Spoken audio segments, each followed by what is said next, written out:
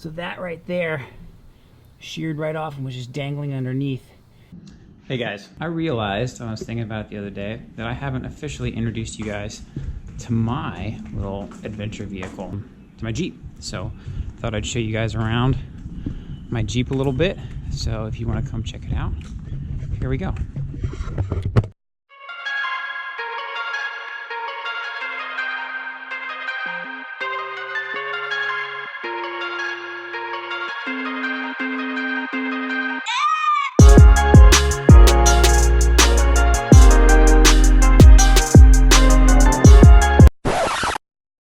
You know what?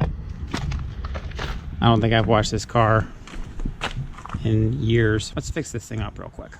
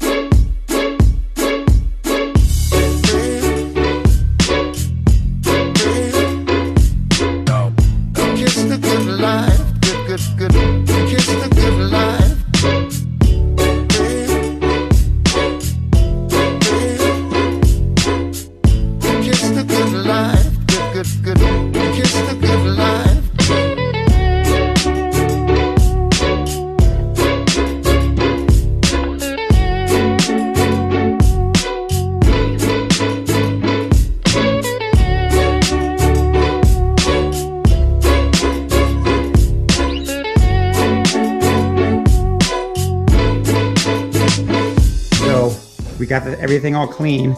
I pulled it inside the garage. And now I'm gonna give it a nice good coat of wax. It's probably been about 10 years since I've done that, so well overdue. All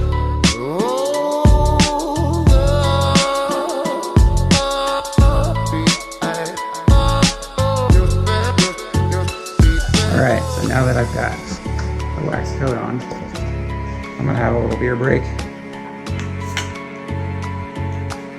Worked.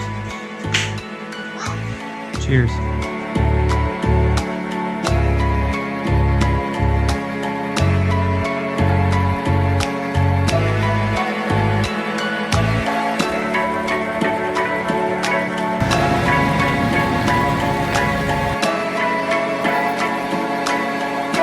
Alright, so this is officially my Jeep. Now remember, this is the cleanest this car will probably ever be again in my life. I spent 4 or 5 hours today getting the wax off of this thing, so hope you enjoy this B-roll. And here's my car.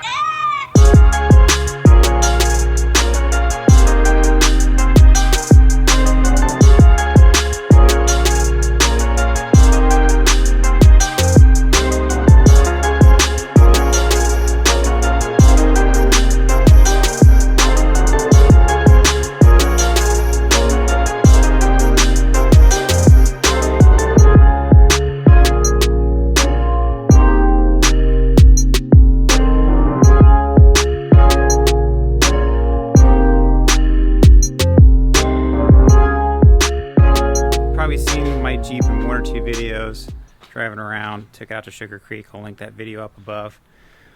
But I bought this Jeep brand new. I think it had 2 miles on it when I bought it.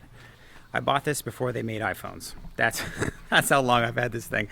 I bought this before iPhones were even released to the public. I have not treated it